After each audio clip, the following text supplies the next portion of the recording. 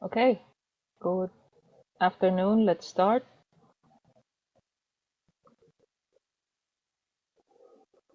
Share my screen just a moment.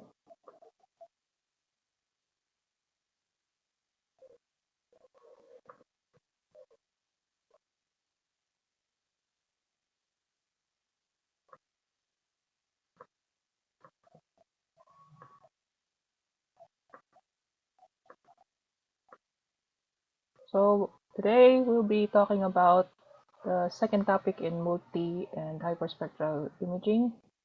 Kindly download the lecture notes and activity PDF from your Oble.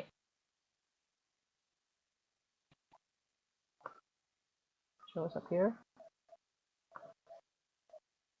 Okay, so here are our objectives for this activity. Render image color given spectral information. Find hyperspectral image databases and demonstrate how color changes under varying illumination. Notice this was written last time, dito siya mas appropriate. I also summarized the key takeaways for this lesson, so it's easy to remember. Please remember the following. Color information is affected by light source, object spectral property, and sensor sensitivity. Spectral information is a more stable descriptor of an object. There is a variety of hyperspectral databases available, and converting spectral information into color is necessary for many reasons. Rinig ba ako? Yes po. Okay. Yes, ma'am, pero medyo mahina lang po. Is it so? Okay, lapit ko yun. Is this better? Hello? Yes. Yes, Testing. ma'am. Alright. We can read through this para tapos na tayo. It's just 4 pages. Okay. Trinity of color. The color detected by a camera is dependent on 3 factors. 1, the light source with spectral power distribution P of lambda, the reflectance of the object R of lambda, and the spectral sensitivity of the sensor. Sorry, cross this out. The spectral sensitivity of the sensor S sub n of lambda, where n equals 1 to n, are the n color channels of the camera. These three are known as the color trinity depicted in figure 1. So here you have an object with reflectance R of lambda, light of spectral power distribution P of lambda shines on it because the object will only reflect depending on what the object reflectance is. It will absorb all the rest of the colors except those wavelengths which has a high reflectance value. So this light which reflects off, this is known as the color signal, and it's just the product of the spectral power distribution and the object reflectance. And this signal is the one that is uh, impinging on the sensor or the camera. And for example, for an RGB camera, you have 3 spectral sensitivities, one for red, green, and blue. Okay. So as I said, light that reaches the sensor is called the color signal, C of lambda, and is the product of P of lambda and R of lambda. Figure 1 shows the case for a color camera with 3 color channels, red, green, and blue, or RGB. A color camera's spectral sensitivity is a product of its sensor's quantum efficiency and the transmittance of its red, green, and blue filters. These filters are the filters that are on top of the sensor. Remember the images I showed you, the Bayer filter, etc. So these are the transmittances of those tiny filters. Because of the color trinity, color information can be ambiguous. Take, for example, an image of an orange-looking paper. Unless there are other image cues, it may be a white paper illuminated by orange light or an orange paper illuminated by white light. On the other hand, different cameras will have different spectral sensitivities.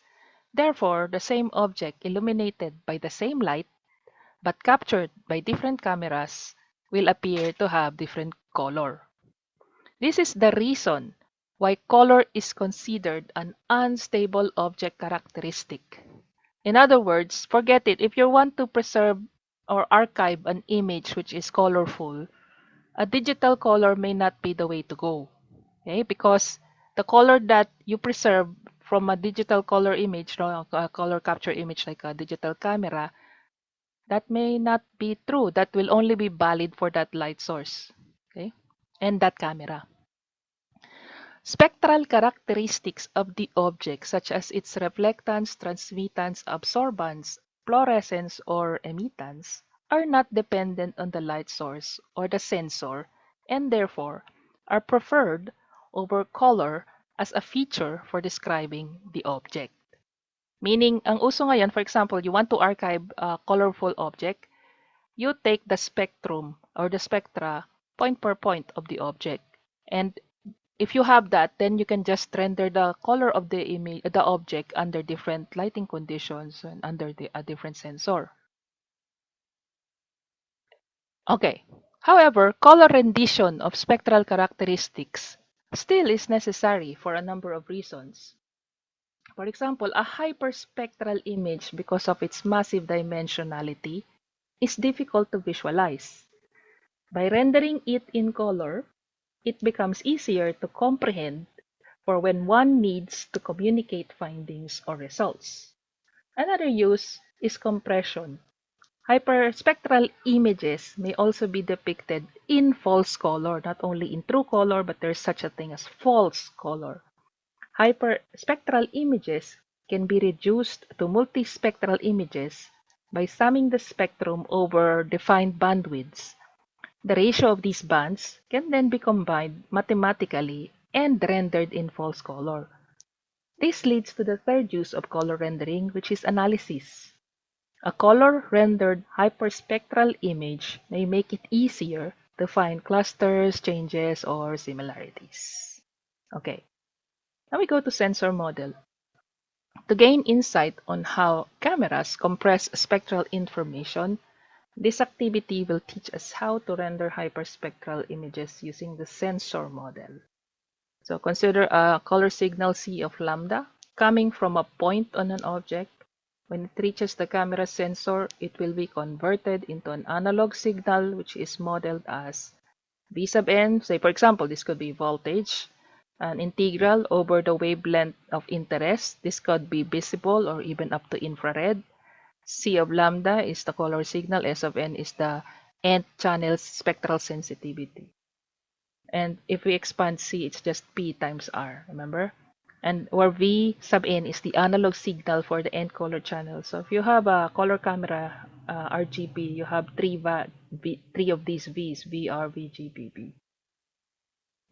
The camera output should be normalized such that white objects look white in a step known as white balancing. In digital color, white or gray objects will have the same value of digital number in the red, green, and blue channels. The analog signal in equation 1 is normalized by the analog signal of a white object. Recall that a white object will have a reflectance equal to 1 across all wavelengths. Thus, the white balanced analog signal is now the Vn originally divided by the Vn of a white object. So R here is replaced by the number 1, so you have just that. So notice, if the camera now points again to a white object, so R equals 1 here, the value of equation 2 will be 1 for all the channels RGB.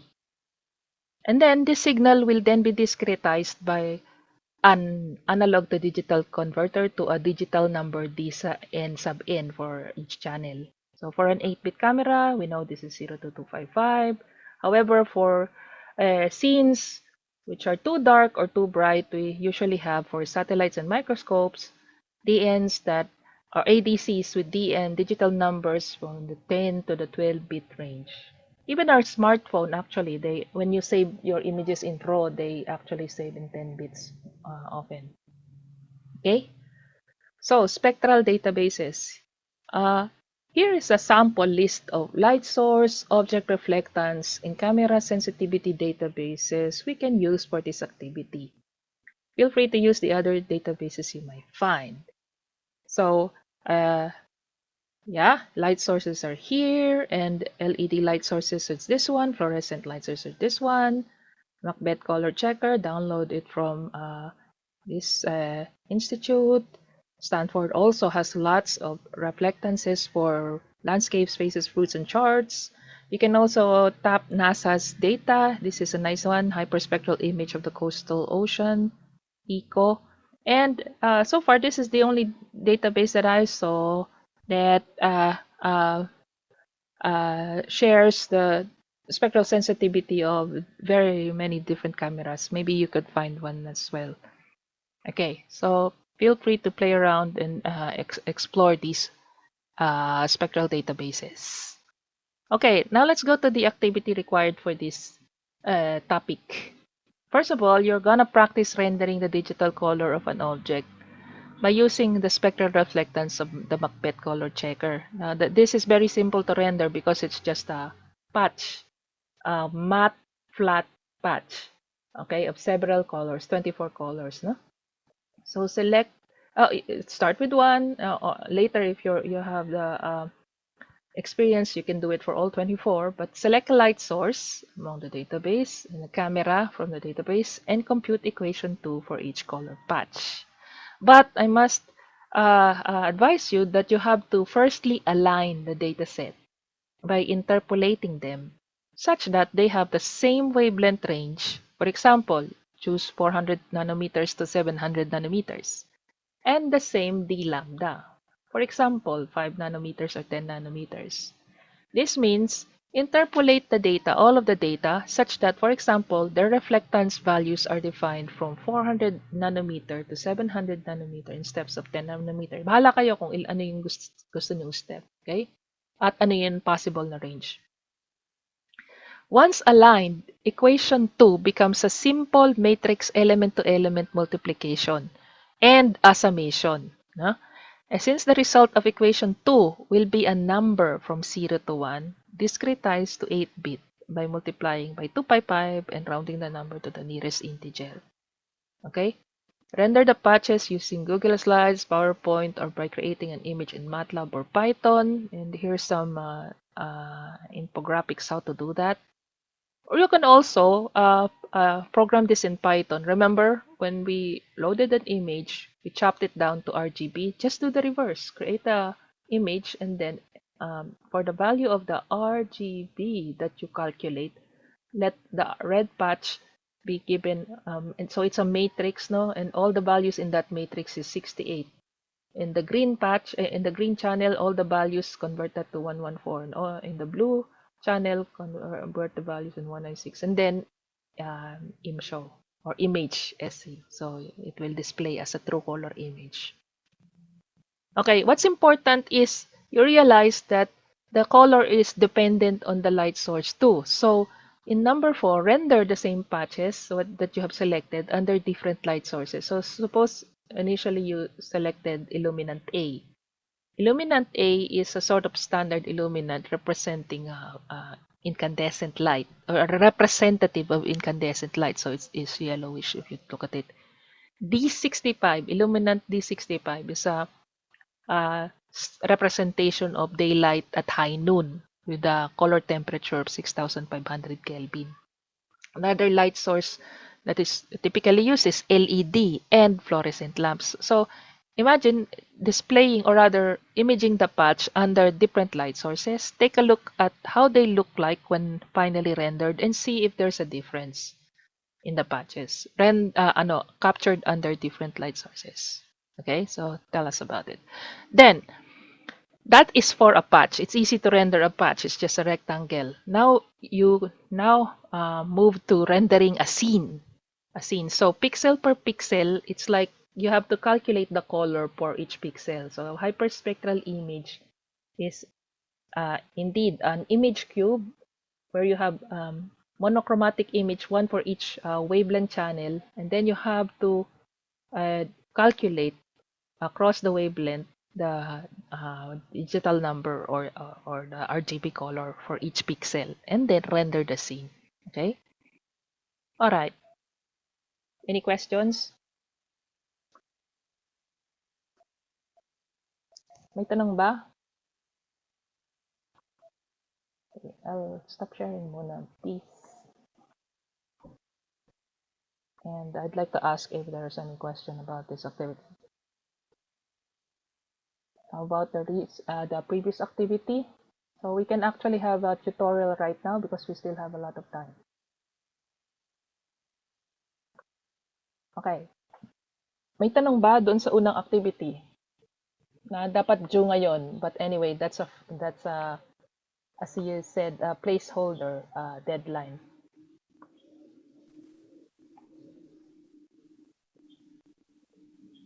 Yeah, questions? Raised hands? Anything?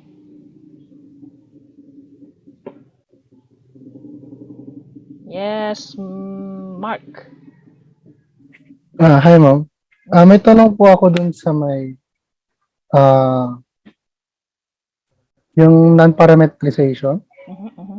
Kasi po 'di ba, ang gagawin ay magdi-divide ka na R over I, Yes, tapos G over I, etc. yes, Tapos minsan po magkakaroon ng over zero. yes. That's right. Magkakaroon siya over zero, so magkakaroon ka ng non-values or invalid. Correct. That is Yes, true. ma'am.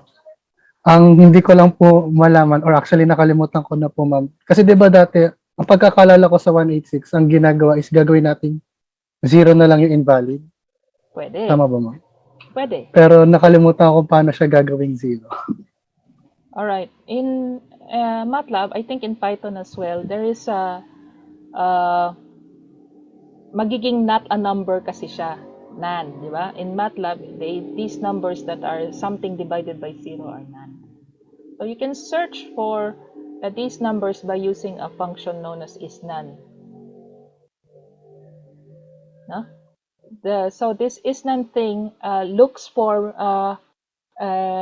numbers that are not a number, or rather elements that are not a number. So it will output the index, meaning nasaan siya in the matrix. And then you can use the index to replace the values. Another trick so that you will not have a not a number is this. So yung I mo is 0 dahil yung RGB mo is black talaga siya. So in those cases, you can actually put one channel. For example, isa sa mga channel na very bright naman is green. So what you can do is get a green channel and add a very, very, very, very, very tiny number.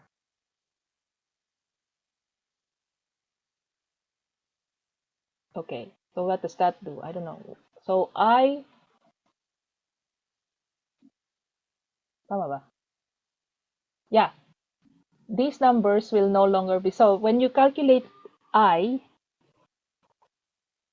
will no longer be 0.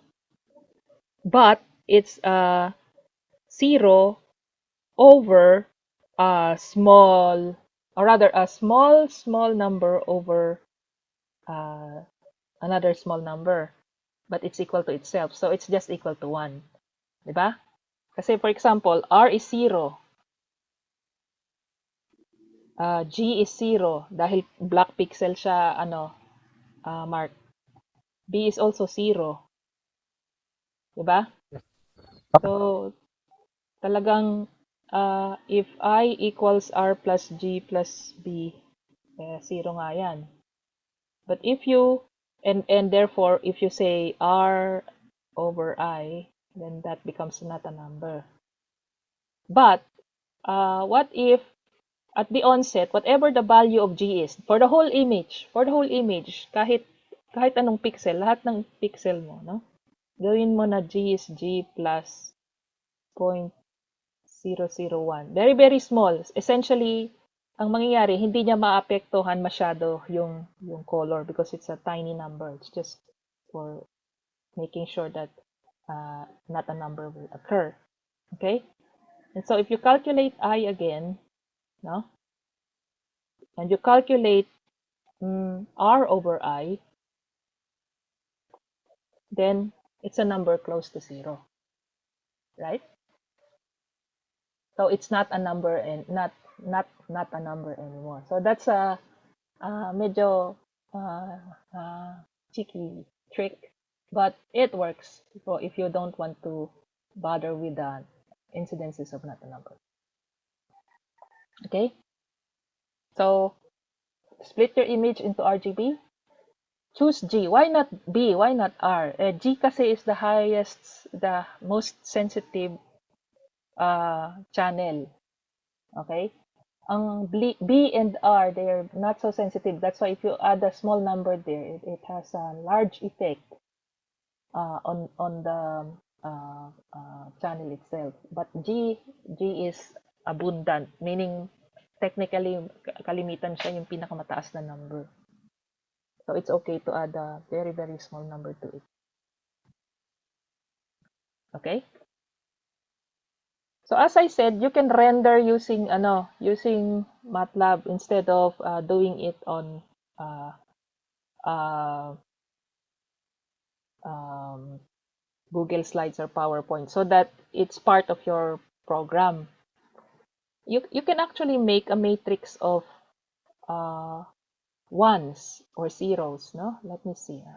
Help ones. Okay. Okay, so I think we can use this, no? So for example, we create a patch. Patch is equal to ones, which is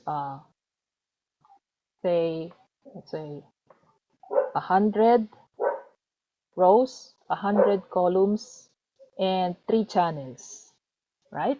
So ito yung ating template for coloring, okay? Yan. So ibig sabihin, this is a matrix which is 100 by 100 by 3. Okay? So ito na, pwede na nating kalikutin to para magkaroon ng color. First of all, we can actually image the patch using image patch. So it will just display it as an image like this. Nasaan ka na? Okay, ito siya. Nothing interesting, right? But watch what happens if I take patch, all rows, all columns, first channel, and ang ilagay ko dito ay yung nandun sa text. Ako, hindi ko na makita kung nasaan yung text natin. But, let me put some arbitrary numbers here. 67. Okay? And then, for the second channel, which is the green, hindi natin, I don't know, 1 to 8. Something like that. And for the third channel, kunyari, ito yung na-calculate nyo for the third channel. Ganyan. Watch what happens if we image patch again. So, nag-render ka ba? Hello? Ay! Wait lang po. Joke. Wait lang Kaya ako. Doesn't show. Wait lang. Stress. Dali lang ha. Ito pa dapat. Hala, hindi rin. Oh! Sorry guys. Pag image pala, dapat it's a number between 0 and 1. But let me see if I can...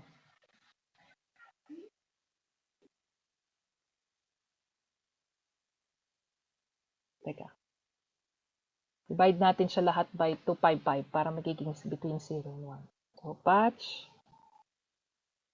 equals patch divided by 255. So, magiging normalized siya. Okay? Work kaya? I'm not sure. Here goes. Okay, image patch. Ayun. Now, that's it. Alright. Okay.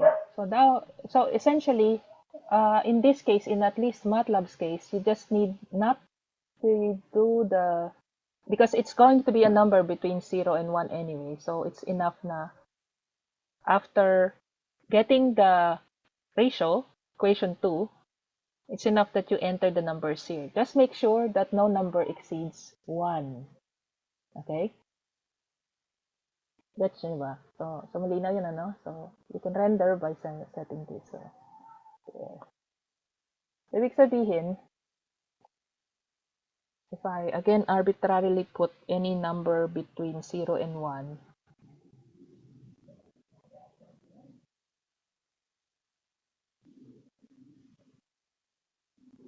oh, siyempre, 2.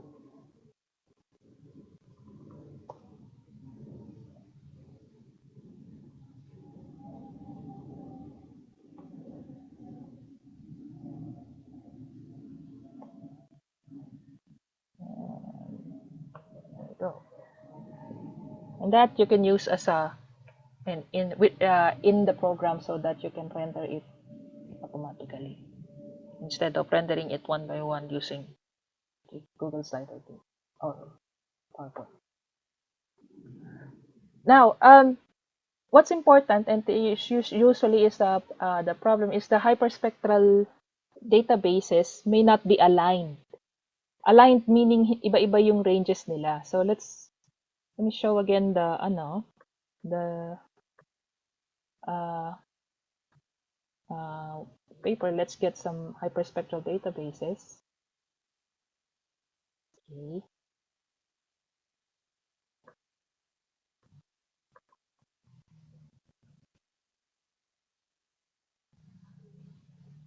Okay. So this is nice. This is in steps of 5 nanometers. Okay. So let's get another data. Now we have this, so we can just choose between Illuminant A or D65. And let's get, say, this data, Macbeth color checker. Okay. So since it came from the same institute, notice that the spacing, at the very least, the spacing is the same. Also 5 nanometers.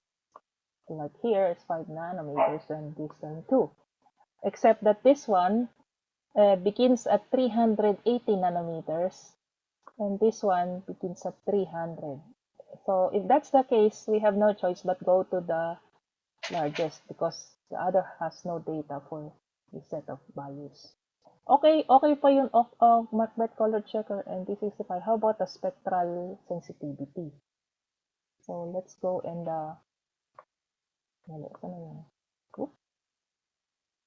then this. Punta tayo dun sa spectral sensitivity databases na natin kung kailangan mo alam.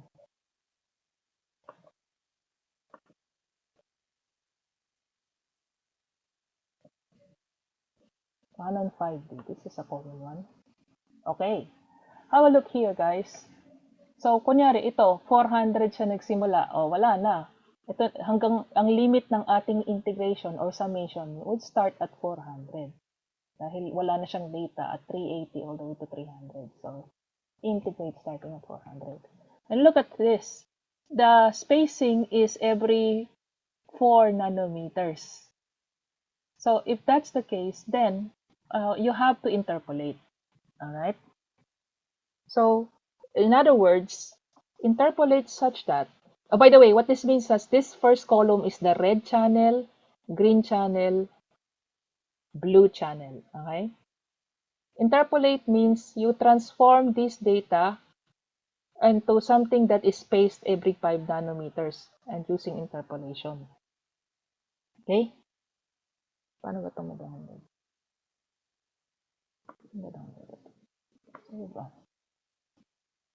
Text. Ah, very good. This is in text. So we can play with this.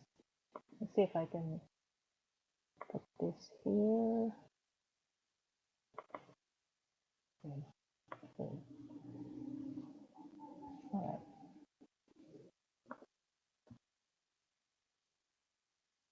Okay. There is such a text read ata. Yeah.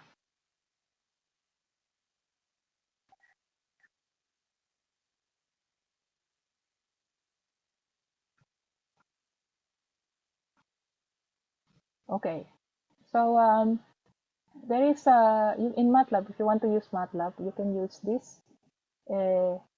function text read to allow you to open the text file. And recall that there were 4 columns. And so, paano nga ba ito gamitin? Text read, you open the file name, and then there are some parameters, values, etc. How does this work?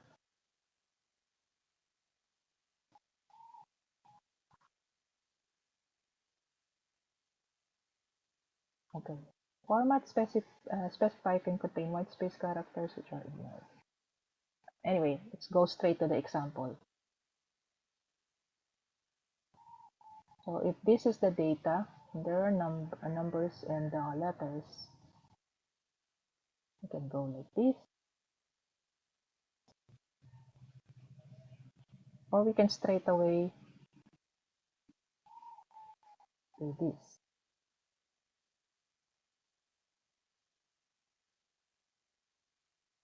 Pwede rin ito. Okay, sige. Try ko to. Okay.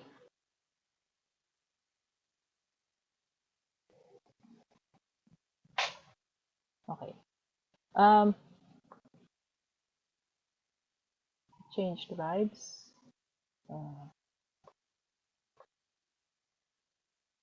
Go up, please. Go to... Where did I say that?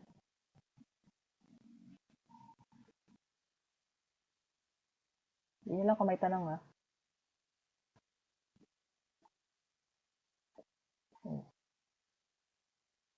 Dropbox. This one, Dropbox.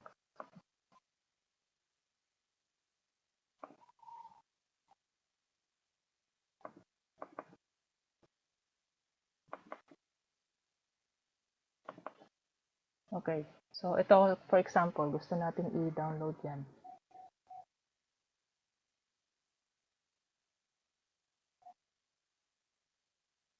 So, right here, I'm doing this in command line, but you can do this in a program way.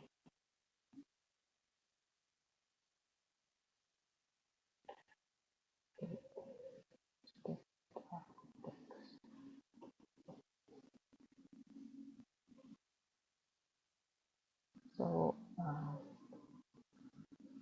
format is blank, and then I will say the delimiter would be space, blank space. Okay? Diba yun? See.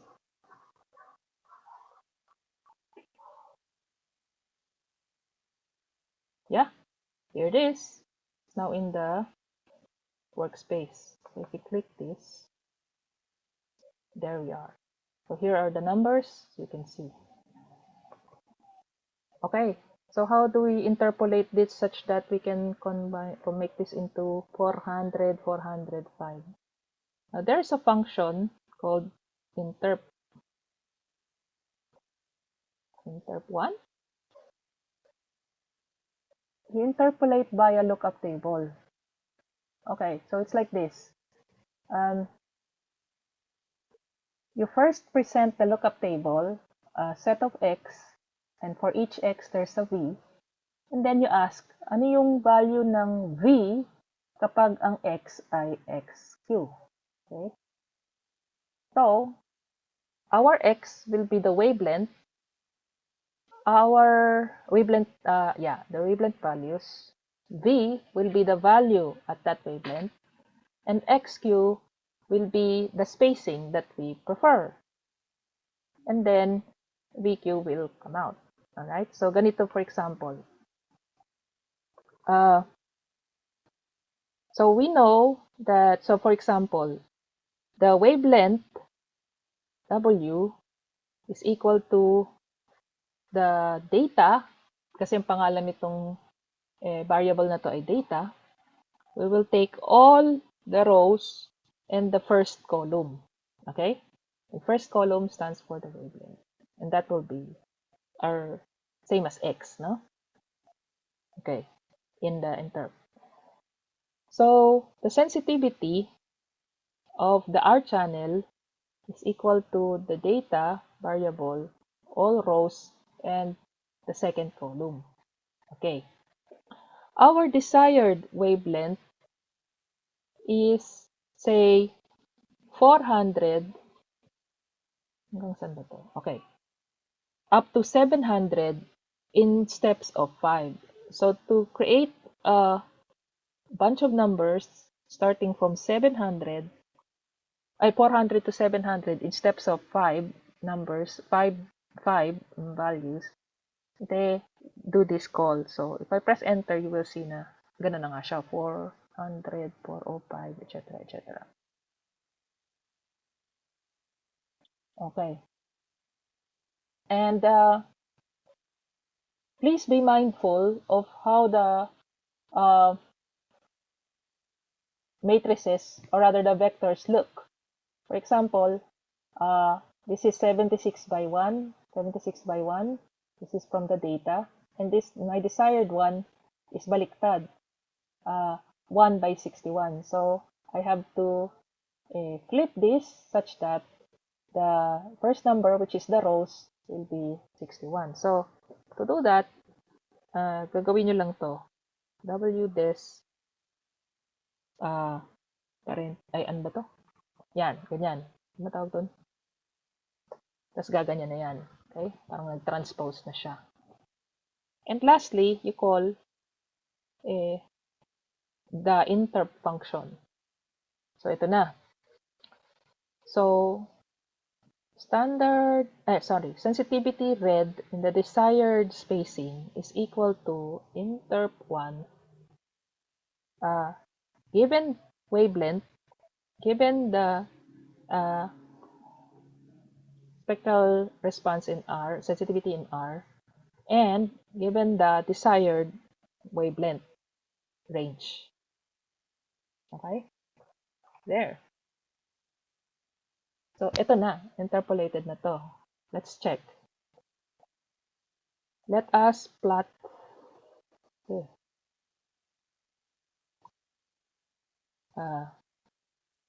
W versus SR in green with the lines green, and then there will be circles. That's how to say it. Okay. So this is the original data. The interpolated data looks like this. Hold on. Plot W this SR this, and let's have red x's. Okay. And now, wait, yourself. Yan. Okay. So, na-interpolate nyo na at those points at every 5 nanometers. Okay. There. And once aligned, pare-pareho na rin kasi sila ng wavelength range and spacing.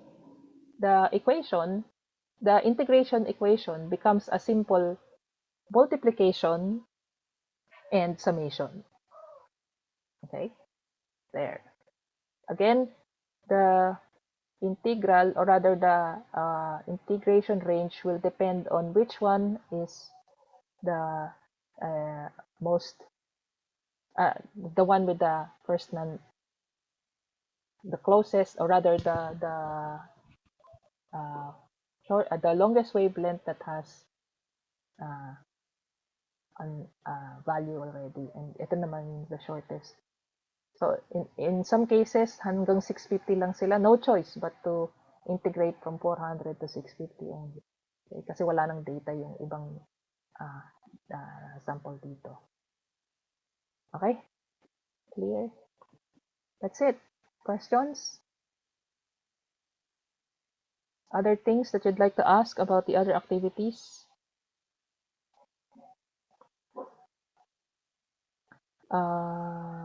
Okay, yeah. Thank you, Rene. Yes. And then, ma'am, can you do a tutorial of the histogram back projection method? Absolutely, yes. Okay, ito naman, histogram back projection. Second the motion po. Okay, go ahead. Let's do it.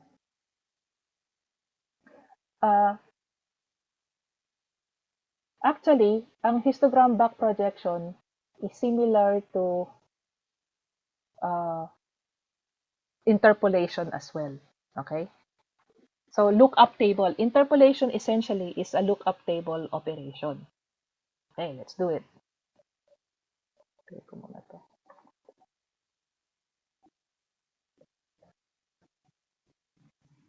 Okay. All right. So, let's load an image. Let's get its histogram. Let's get its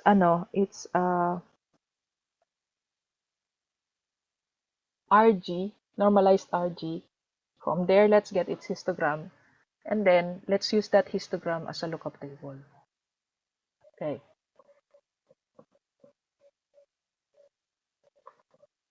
Okay. Actually, I developed code for that and I can lend it to you. Ito na yon. Tada!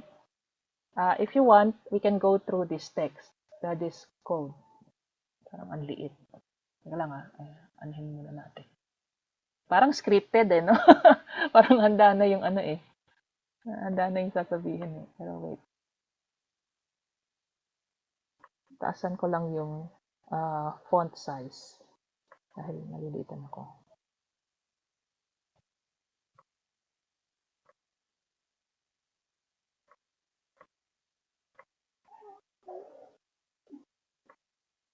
Okay.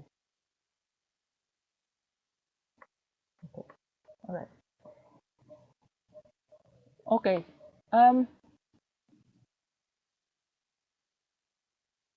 Alright. Let's go through this code. Let's see what happens here. What you need to indicate is first the number of pins. This is a free parameter. We're gonna make a matrix and you have to tell the histogram will be 2D, alright? A 2D histogram, but actually it looks 3D. The third dimension is the number of incidences of that pixel. So we're gonna discretize the matrix or histogram, 2D histogram into a matrix, and you have to indicate how many cells you like. So a good number of bins would be from 16 to 32, but any higher will actually dilute the histogram. So say it's 32, open. Okay, we will crop the image that we desire. So let's say we crop the red. All right.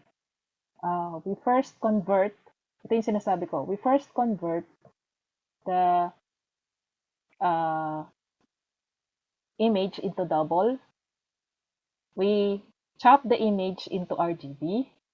We compute the intensity, which is just the sum of the RGB. Here, by the way, is another way to prevent nonce. Instead na you add a small number to one of the channels, you find all ints that are equal to 0, itong sum na to, and then set that to a very large number. Bakit? Something over a very large number will be close to 0. Okay? So essentially, you calculate the small r and the small g, and there you have it. R element per element divide by this constant. This number. By the way, this is for all pixel na ha. In one line, nagawa mo na for all pixels. So you don't need to for loop this. Alright. Now we create this very important part. We will make into an integer this number small r. Remember please that this small r and small g are between 0 and 1. And we want to discretize that into bins, no? So what we do is we create or we convert r int into a number between 0 and 32. Okay? 0 and 32. Alright? We add a 1 here because pag naging 0 iyan, pag naging 0 itong r at walang plus 1, In MATLAB kasi, the very first element, ang index niya ay 1, hindi 0. Di ba in Python, ang index ng very first cell is 0, 0, ganyan? In MATLAB, it's 1. So we multiply that number between 0 and 1, which is this small r, by 32 minus 1, so that's 33. And then, pag nag-0 siya, mag-a-add tayo ng 1. And therefore, pag naging 31 ito, never mind kasi may plus 1, magiging 32. We do the same for G. Okay. Okay. Now, we now make a version of the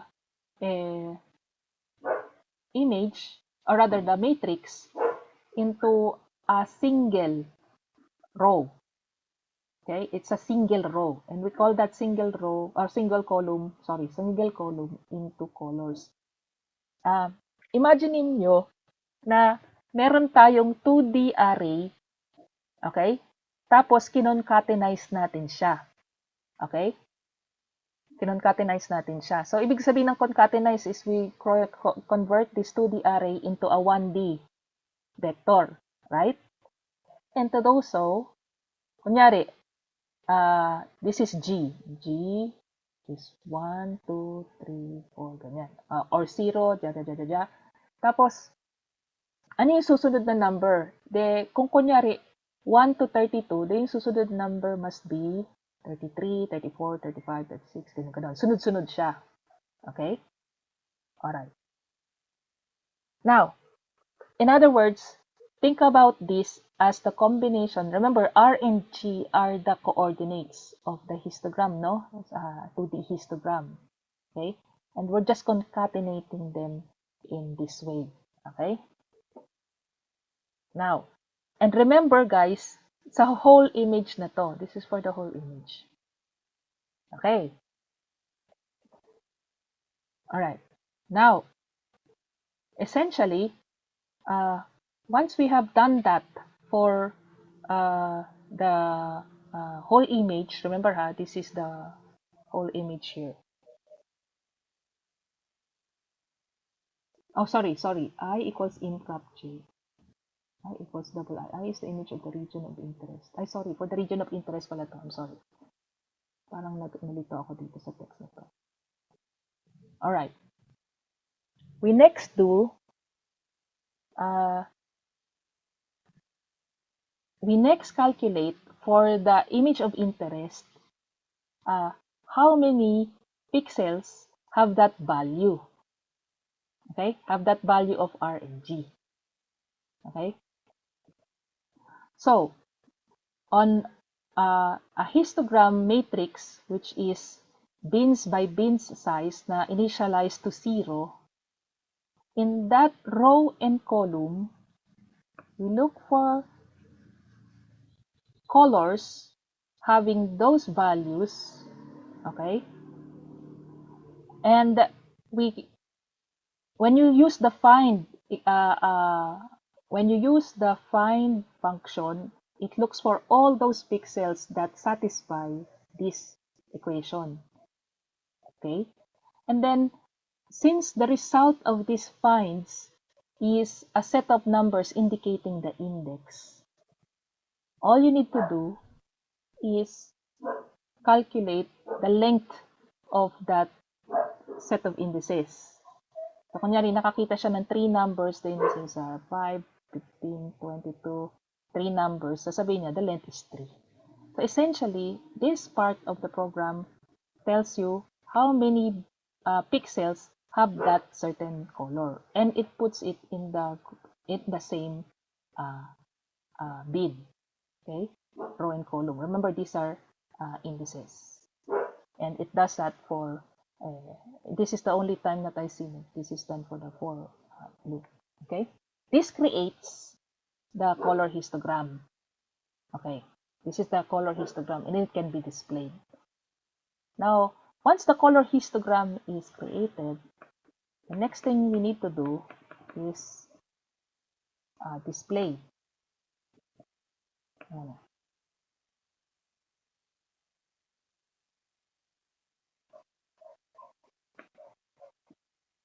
Now that, once nang kuha na natin yung color histogram, we will use this for back projection. We essentially will use this equation here, or rather this equation here, yes, right? And flip it back.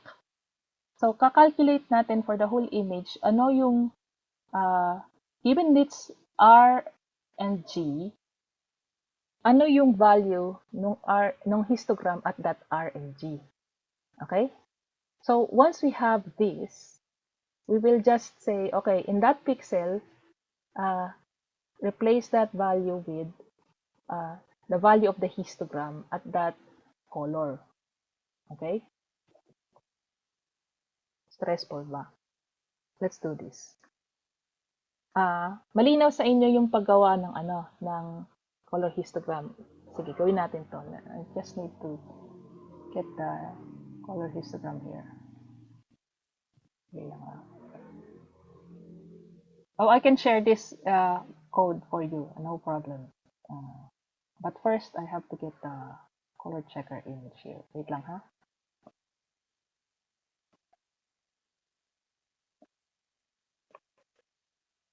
Let's use the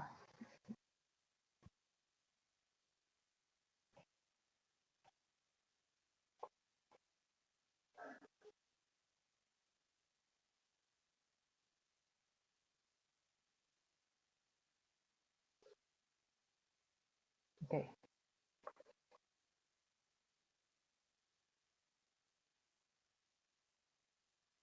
Palitan ko lang to saglit. UI get file.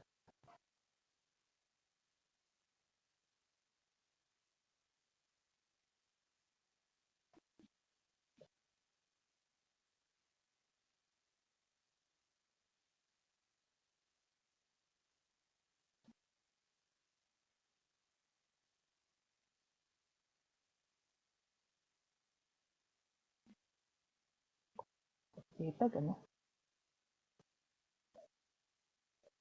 Natin ko lang.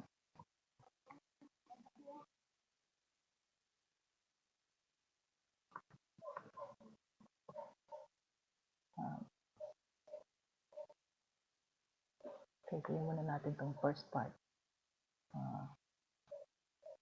Let's run this to just load the image.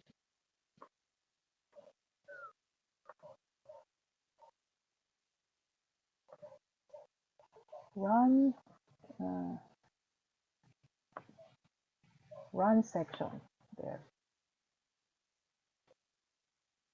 Lah. Use parentheses. Oh. Sorry po. Sorry na.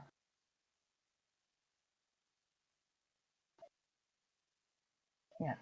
Ulit. Run this section. Yan. So, ang kainaman yan, di ko na kailangan hanapin yung path. O-open na siya agad ng ganito. Ano nga ba yun? 2017 ata. Nope. 16. Yep.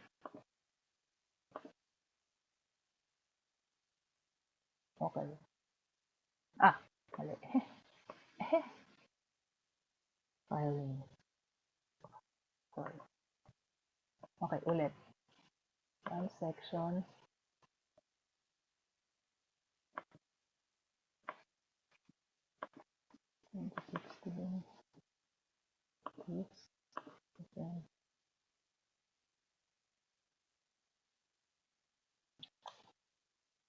Why? Ano nangyari sa filing ko?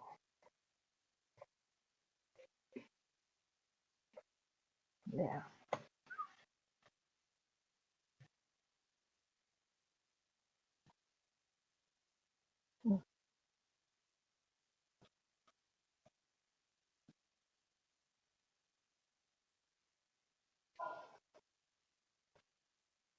Oh, yeah, sure.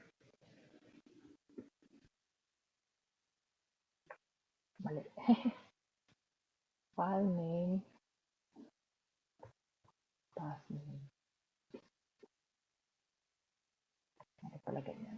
and then pathway.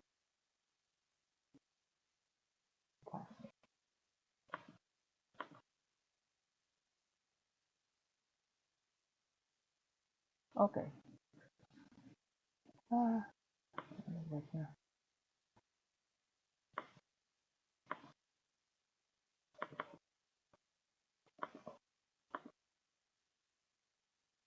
Yes. Okay. And we can see down here, there's the J. And then we can show J.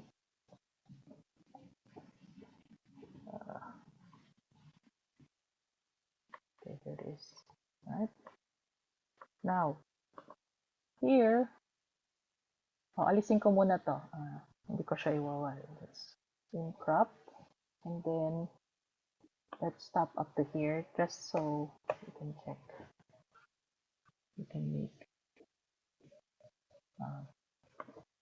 images here. So, run this section and it will convert to RA. Okay. Okay.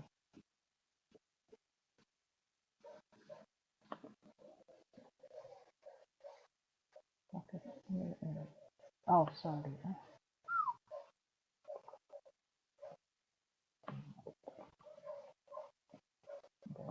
Ito lang po muna. Then, run the section. What? Teka. What's happening? What happened?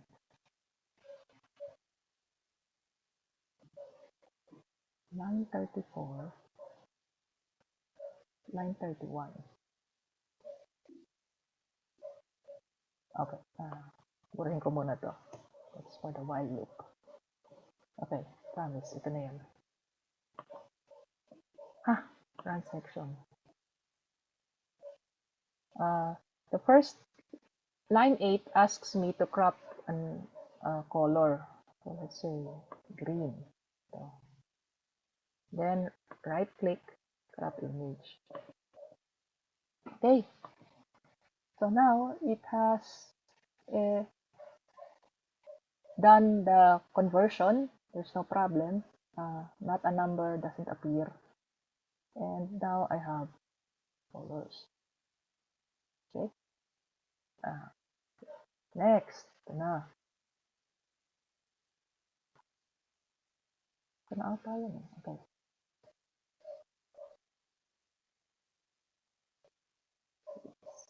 Okay. Histogram pa lang po ito ha, folks.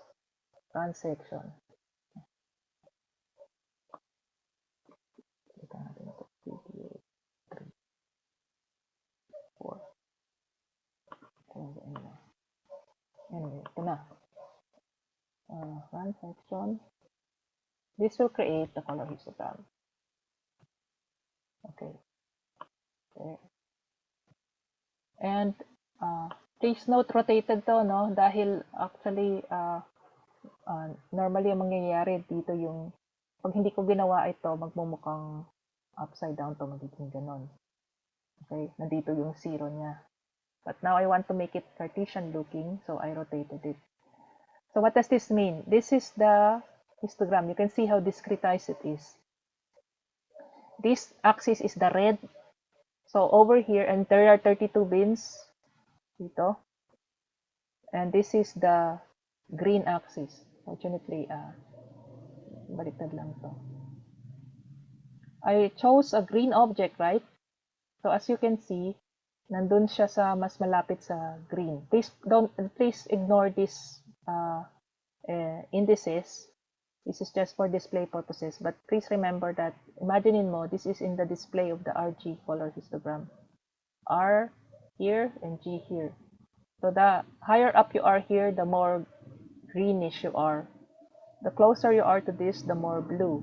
The closer you are to this, you look red. So it's somewhere between green and blue. And indeed, the patch medyo looks greenish, bluish. All right. So what next? Now let's do again the RG for, ito na, click. Okay. We repeat this now for the whole image, yung J. Okay? Let's get this. And then just replace the variables. Ito lang.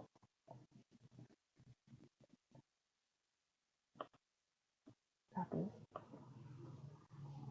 Paste.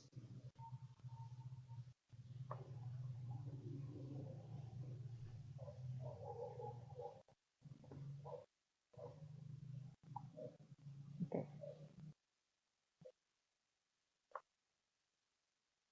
The original image is in J. So I just replace this by J.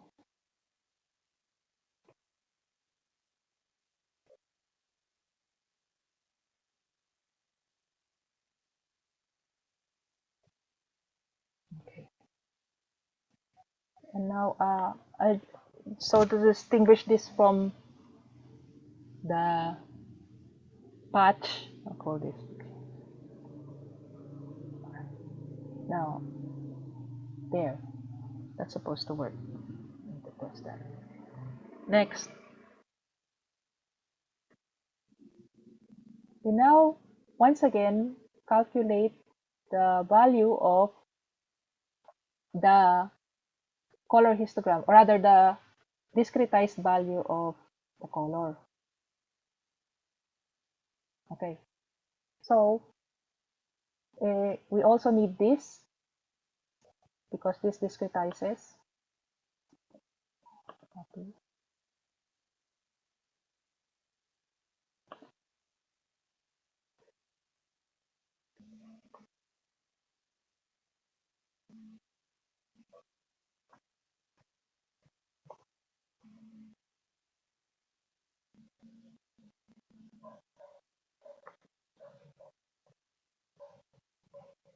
But please remember to separate it from other ones. Ano lang yan, Mark, Christian, pwede, that's another way of creating removing the not a number. Kasi a number over a large number is nearly zero. Okay? So, yun yung purpose nun, Christian. Okay. Then, we once again look for this as well.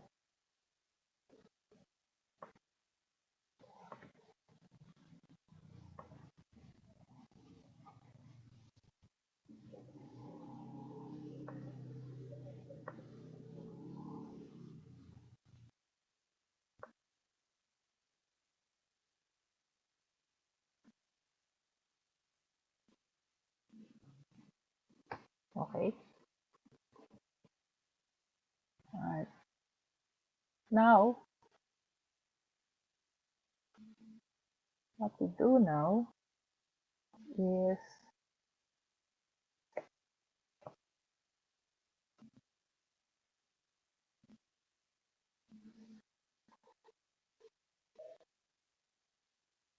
use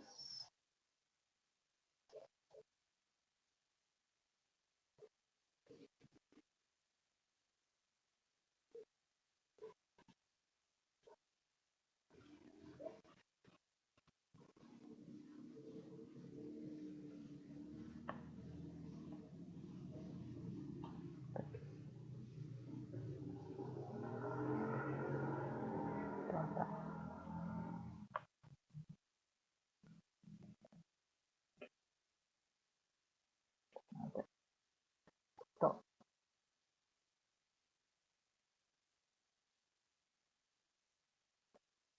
Alright. Okay.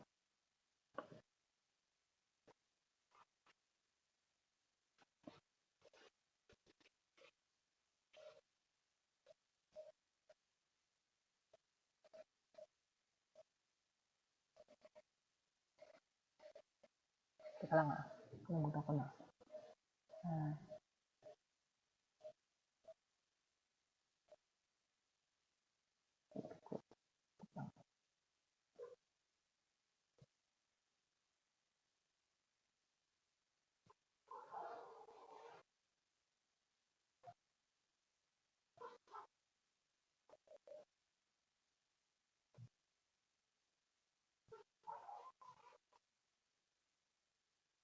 Dali lang ha.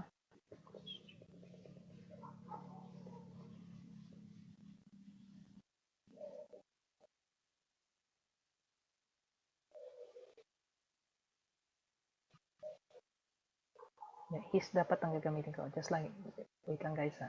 His.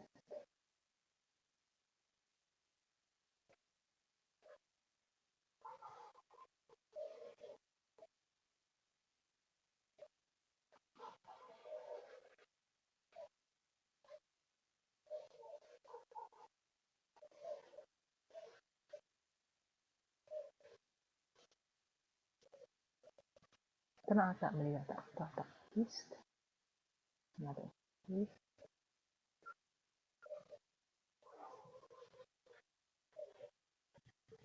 Must be equal to his RJ8. Kung ano yung value ng RJ8. RJ8.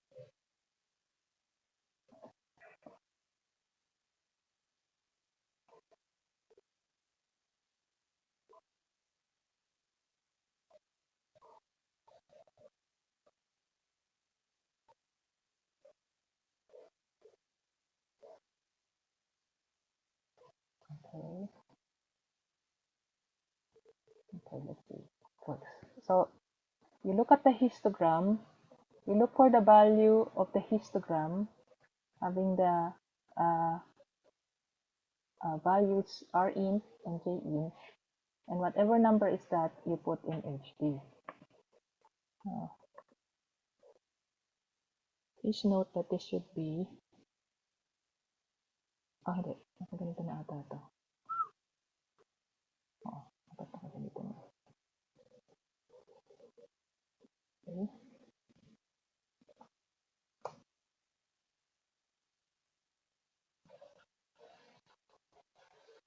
Teka lang guys ha. Hindi ako sure. Hanapin ko muna yung kodigo ko. Wait lang po.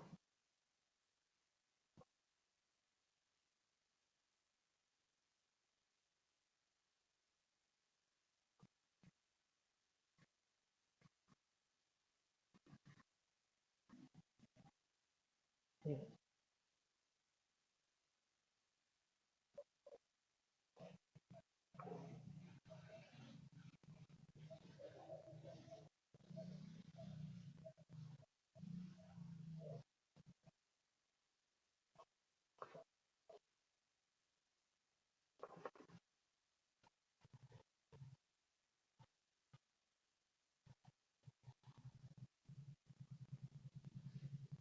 Wait lang po.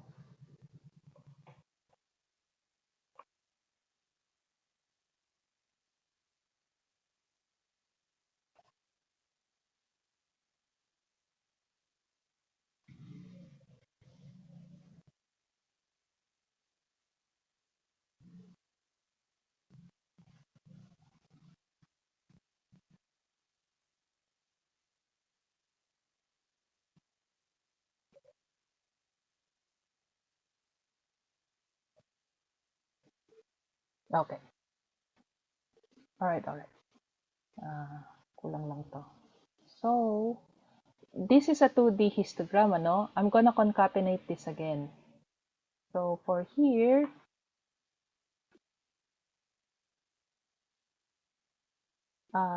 let's call this a histogram.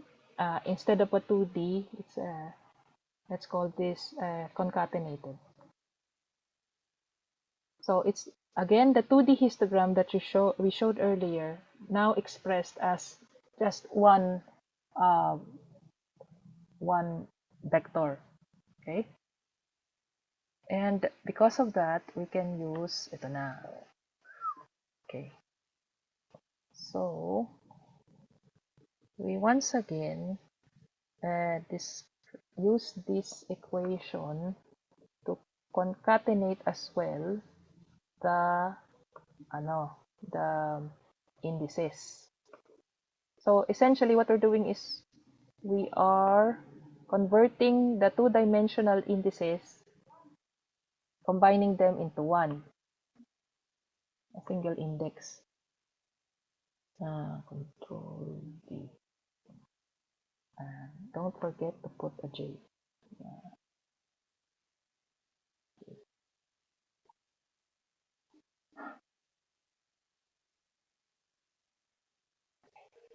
I think that's it. And then I just say colors J. That's it. Now, this will look like a 1D image. 1D, 1D, this is a vector as well. So we have to resize this again, reshape this into a 2D. It's the same size as our original image. So I think it's reshape. Shape pa yun. Reshape. Yeah. Okay. So we call, let's call this HB image is equal to the shape HB. Ito na yun. This is the histogram block projection.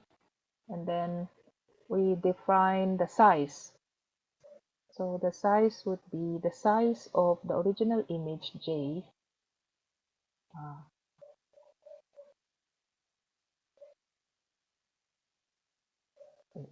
Not sure. Size J,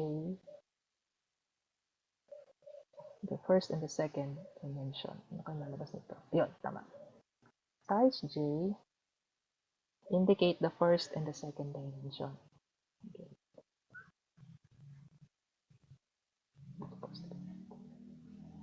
All right. This is fast. Let's see. So let's have a go at this on this section. Ano to? Bakit? Ano daw? Line 41.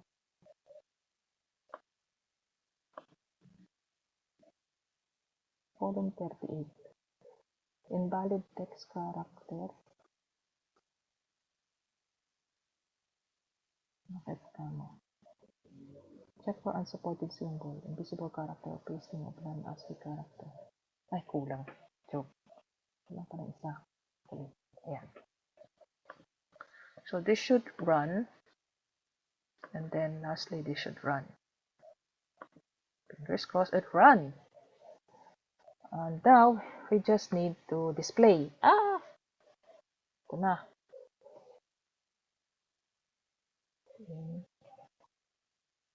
Image. Let's see. Image. Image.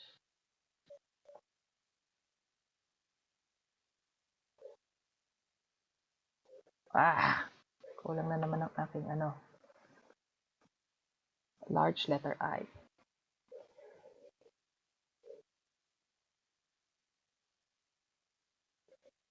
Oh no.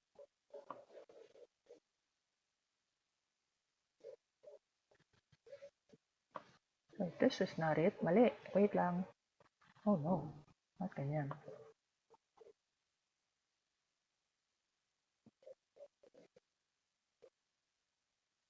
Wait lang po, may mali. Oh, wait.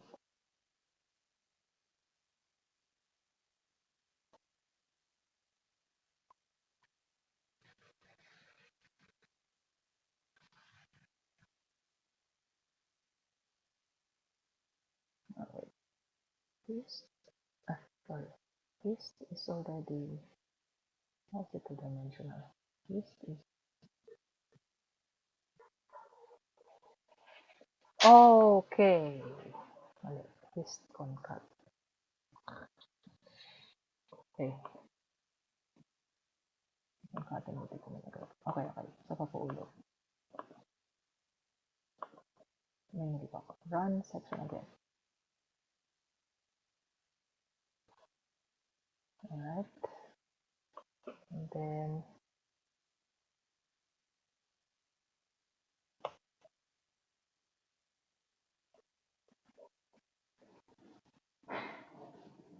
may mali pa po.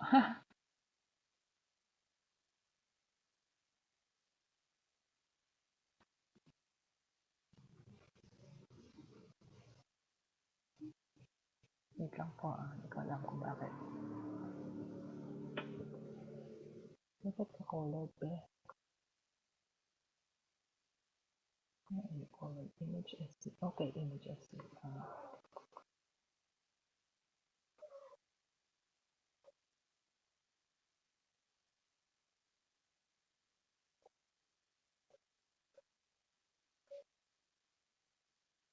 Okay.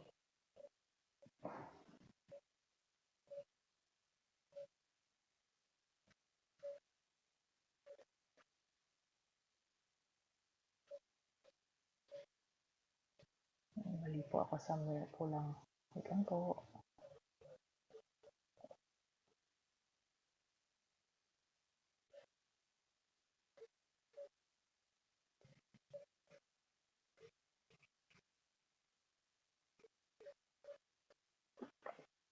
Colors.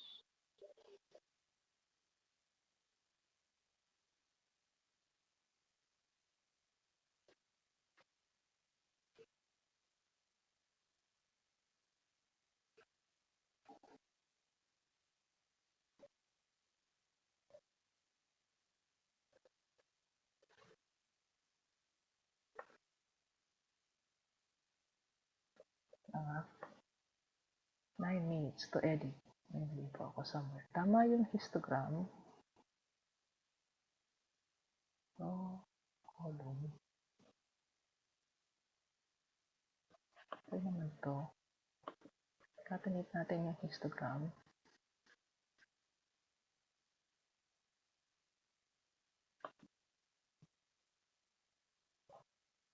Kinopya lang natin yung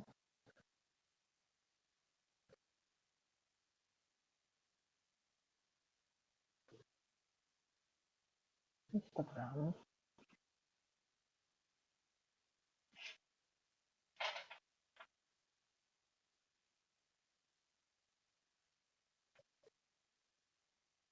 Ayan po, nagkabaliktad dito somewhere.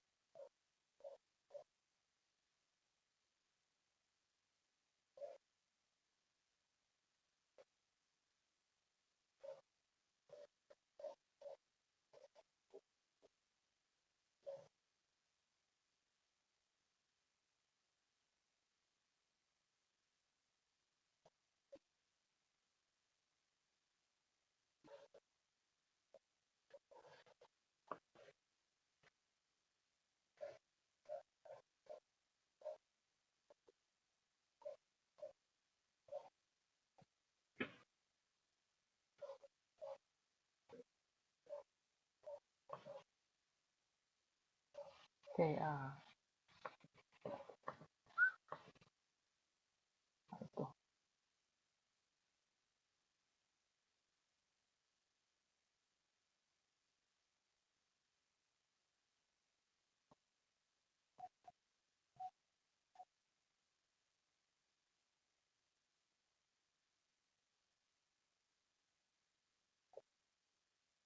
Minus 1 times.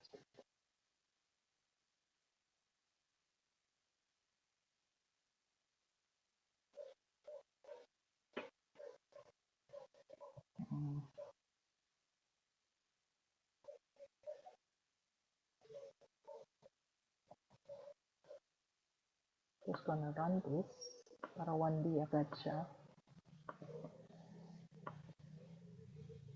Okay.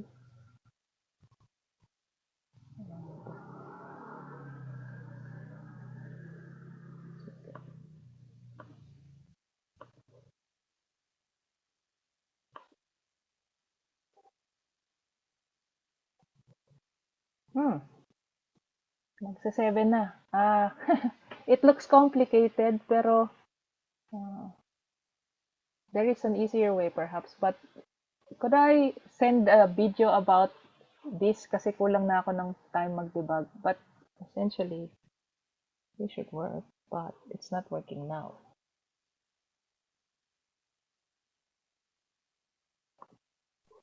Po, ma'am. Sige po. Kailangan bang i-integer to? Wait lang colors, and find information.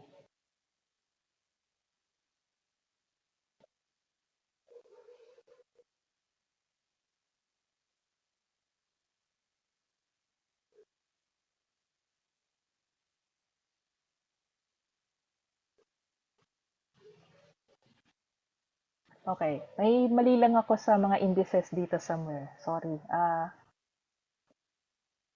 I'll share this code together with the description, and probably I'll edit this video to remove the. So dito na lang. Actually, dapat ito na lang yun. But there's something wrong. I have to figure out ano yung mali sa index ko. I'm sorry about that, guys. Sige. So, Friday, kung gusto nyo, I can be available for a tutorial again. Sabihin nyo lang kung gusto nyo so, by Friday siguro, ma-post ko na to. Okay? Okay. I'm sorry about this. Let me make up for it by Friday. Okay. Hindi ako matitigil dito. Titignan ko to ng titignan.